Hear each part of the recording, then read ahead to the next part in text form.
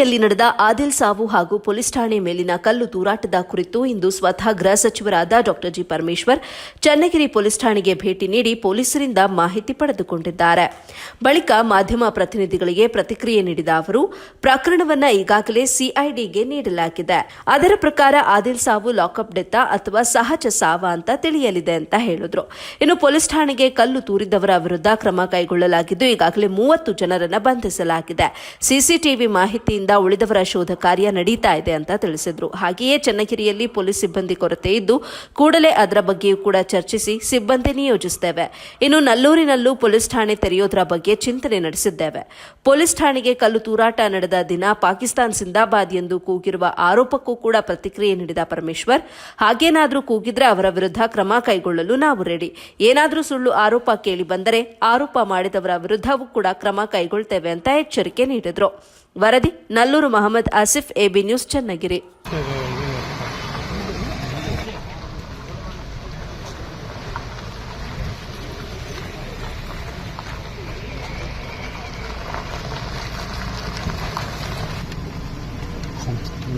ನಮಸ್ಕಾರ.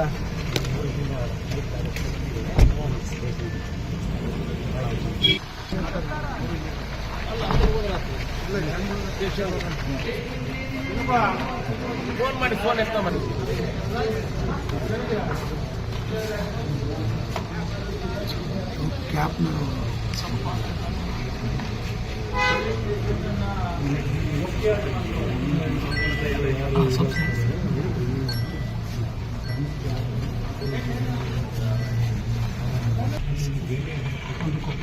Are they trained or not? No, but if they are trained, why have they not entered? ಇವತ್ತೇ ಆಗ್ಬೇಕಲ್ಲ, ಇವತ್ತಿನ ನಾಳೆ ಮಾಡ್ತಾರೆ. ಮಾಹಿತಿಯನ್ನ ತಗೊಳ್ಳೋಕೆ ಬಂದಿದೆ. ಪೊಲೀಸ್ ಸ್ಟೇಷನ್ಗೆ ಪೊಲೀಸ್ ಸ್ಟೇಷನ್ಗೆ ದಾಂಧಲೆ ಮಾಡಿ ಪೊಲೀಸ್ನವ್ರ ವೆಹಿಕಲ್ಸ್ನೆಲ್ಲ ಡ್ಯಾಮೇಜ್ ಮಾಡಿ ಯಾರು ವ್ಯಕ್ತಿ ಅವನು ಮಟ್ಟ ಆಡಿಸ್ತಾ ಇದ್ದ ಅಂತ ಹೇಳಿ ಅವನನ್ನು ಕರ್ಕೊಂಡು ಬಂದು ಅವನು ಎರಡನ್ನೂ ಕೂಡ ಈಗಾಗಲೇ ನಾವು ತನಿಖೆಗೆ ಆದೇಶ ಮಾಡಿದ್ದೇವೆ. ತನಿಖೆ ಏನು ಬರುತ್ತೆ, ತನಿಖೆಯಲ್ಲಿ ವರದಿ ಏನು ಬರುತ್ತೆ ಅದನ್ನು FSL ಕೂಡ ಅವರು ಇದನ್ನು ಕಳಿಸಿದ್ದಾರೆ, ಯಾವ ರೀತಿ ಅವನು ಸಲ್ಲಿಸಿದ್ದಾನೆ ಅದೆಲ್ಲ ಬಂದ ಮೇಲೆ ನಮಗೆ ಸತ್ಯಾಂಶ ಗೊತ್ತಾಗುತ್ತೆ. ಅದ್ರ ಮೇಲೆ ಮುಂದೆ ಕ್ರಮ ಏನು ಅದಕ್ಕೆ ನಾನೇ ಶಿವಮೊಗ್ಗಕ್ಕೆ ಬಂದಿದ್ದೆ. ಶಿವಮೊಗ್ಗದಲ್ಲಿ ಏನು ತಮ್ಗೆ ಗೊತ್ತಿದ್ದಾಗೆ 24ನೇ ತಾರೀಕು ಸೂಸೈಡ್ ಏನು ಅದರ ಬಗ್ಗೆ ಒಂದಿಷ್ಟು ಕುಟುಂಬಕ್ಕೆ ಸಾಂತ್ವನ ಹೇಳಬೇಕು ಮತ್ತು ಘಟನೆ ಬಗ್ಗೆ ನಾವು ಬೇರೆ ಬೇರೆ ಏನು ವಿಚಾರದಲ್ಲಿ ರಿಪೋರ್ಟ್ ಹಾಕೊಂಡಿದ್ದೀವಿ. ಈ ಘಟನೆ ಏನು ನಡೆದಿದೆ ಅದನ್ನು ಕೂಡ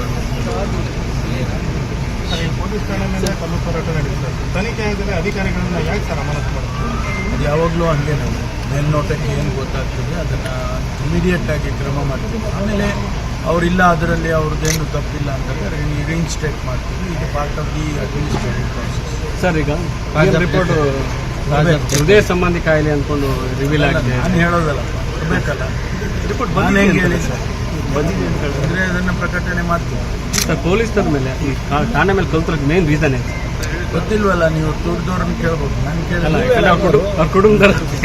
ಅವ್ರ ಕುಟುಂಬದವರಲ್ಲ. ಈಗ ಆಲ್ರೆಡಿ ಇನ್ವೆಸ್ಟಿಗೇಷನ್ 8 ದಿನ ಆಯ್ತು. 8 ದಿನನೂ ಆಗುತ್ತೆ, 10 ದಿನನೂ ಆಗುತ್ತೆ, 15 ದಿನನೂ ಆಗುತ್ತೆ. ಅದಕ್ಕೇನು ಸಮಯ ನಿಗದಿ ಮಾಡೋಕ್ಕಾಗೋದಿಲ್ಲ. ಕಲ್ತೂರಾಟ ಯಾರು ಮಾಡಿದ್ದಾರೆ ಅದನ್ನು CCTVನಲ್ಲಿ ಅವರು ನೋಡ್ಕೊಂಡಿದ್ದಾರೆ. CCTVನಲ್ಲಿ ಯಾರು ತಪ್ಪಿತಸ್ಥರು ಅಂತ ಕಾಣಿಸ್ತಾರೆ, ಅದರಲ್ಲಿ ಕಾಣ್ತಾರೆ. ಕಲ್ತೂರವರು ಅಥವಾ ಗಲಾಟೆ ಮಾಡೋರು, ಜೀಪನ್ನು ಟಾಪಲ್ ಮಾಡೋರು, ಅವರೆಲ್ಲ CCTVನಲ್ಲಿ ಏನು ಕಾಣಿಸ್ತಾರೆ ಅವ್ರನ್ನ ಕರ್ಕೊಂಡು ಬಂದು ಅವರಿಗೇನು ಶಿಕ್ಷೆ ಮಾಡಬೇಕು ಅದು ಮಾಡ್ತಾರೆ. ಪೊಲೀಸ್ ಠಾಣೆ ಭಾರಿ ಪುರಾತನವಾದ ಪೊಲೀಸ್ ಠಾಣೆ, ಆದರೆ ಸಿಬ್ಬಂದಿಗಳ ಸಂಖ್ಯೆ ತುಂಬಾ ಕಡಿಮೆ ಇದೆ. ಹೌದು, ಇಡೀ ರಾಜ್ಯದಲ್ಲಿ ಕಡಿಮೆ ಇದೆ. ಈ ರಾಜ್ಯದಲ್ಲಿ 4 ವರ್ಷದಿಂದ ರಿಕ್ರೂಟ್ಮೆಂಟ್ ಆಗಿಲ್ಲ, ಅದಕ್ಕೋಸ್ಕರ ಕಡಿಮೆ ಆಗಿದೆ. ಅದನ್ನು ಈಗ ರಿಕ್ರೂಟ್ಮೆಂಟ್ ಪ್ರಾಸೆಸ್ ಪ್ರಾರಂಭ ಮಾಡಿದ್ದೇವೆ. ನಾವು ಈಗಾಗಲೇ ಒಂದಷ್ಟು ರಿಕ್ರೂಟ್ಮೆಂಟ್ ಮಾಡಿದ್ದೇವೆ. ಅದನ್ನು ಟ್ರೈನಿಂಗ್ ಮುಗಿಸಿದ ತಕ್ಷಣ ಅವ್ರನ್ನೆಲ್ಲ ಸಂಬಂಧಪಟ್ಟ ಪೊಲೀಸ್ ಸ್ಟೇಷನ್ಗಳಿಗೆ ಕೊಡ್ತೀವಿ. ನಲ್ಲೂರು ಒಂದು ಪೊಲೀಸ್ ಸ್ಟೇಷನ್ ಮಾಡಬೇಕು ಅಂತ ಪ್ರಸ್ತಾವನೆ ನಿಮಗೆ ಬಂದಿದೆ, ಅದನ್ನು ಅಪ್ಡೇಟ್ ಮಾಡಿ ಬಂದಿದೆ. ಪ್ರಸ್ತಾವನೆಯನ್ನು ಕಳಿಸೋದಕ್ಕೆ SP ಅವರಿಗೆ ಸೂಚನೆ ಕೊಟ್ಟಿದ್ದೇನೆ. ನಾವಿಬ್ಬರು ಡಿಸ್ಟ್ರಿಕ್ಟ್ ಮಿನಿಸ್ಟ್ರು ನಾನು ಇಬ್ಬರು ಹೇಳಿದ್ದೇವೆ. ಬಂದ ಮೇಲೆ ಅದನ್ನು ಪರಿಶೀಲನೆ ಮಾಡಿ ಕ್ರಮ ತಗೊಳ್ತೀವಿ. ಪ್ರಜ್ವಲ್ ರೇವಣ್ಣ ಏನು ಪ್ರಜ್ವಲ್ ರೇವಣ್ಣ ಫ್ಲೈಟ್ ಐತಿಯಾರ ಅನ್ಕೊಂಡು ಮಾಹಿತಿ ಗೊತ್ತಿಲ್ಲ ನನಗೆ. ನೀವು ಸಿಎಂ ಸಭೆ ಮಾಡ್ತೀರಾ? ಹೊಡಿತಾ ಬಿದ್ದಿದ್ದೀರ. ಇಷ್ಟು KG ಇದು ಏನೋ ಬ್ಯಾಗು, ಇಷ್ಟು ಅಗಲ ಬ್ಯಾಗು, ದೊಡ್ಡ ಬ್ಯಾಗು, ಸಣ್ಣ ಬ್ಯಾಗು ಎಲ್ಲ ನೀವೇ ಹೇಳ್ತಾ ಇದ್ದೀರ. ಸಿಎಂ ಸಭೆ ಮಾಡ್ತೀರಾ ಅಂದ್ರೆ ಸರ್? ಹೌದು, ಸಂಬಂಧಪಟ್ಟ ನಾನು ಇಲ್ಲಿ ಬಂದೆ, ಅದಕ್ಕೋಸ್ಕರ ಅವರು ಹೇಳಿದರು ಸಭೆ ಮಾಡಬೇಕು, ನೀವು ಶಿವಮೊಗ್ಗದಲ್ಲಿದ್ದ ನೀವೇ ಮಾಡಿ ಪರವಾಗಿಲ್ಲ ಅಂತ ಹೇಳಿದ್ರು. ಮಾಡ್ತಾ ಇದ್ದೀವಿ. ಕೃತ್ಯಕ್ಕೆ ಸಂಬಂಧಪಟ್ಟ ಎಷ್ಟು ಜನಕ್ಕೆ ಅರೆಸ್ಟ್ ಮಾಡಿದ್ದಾರೆ ಸರ್? ಇದು ಯಾವುದಕ್ಕೆ? ಈ ಪ್ರಕರಣದಲ್ಲಿ ಸರ್, ಈ ಪ್ರಕರಣದಲ್ಲಿ ಸುಮಾರು 30 ಜನಕ್ಕೆ ಮಾಡಿದ್ದಾರೆ.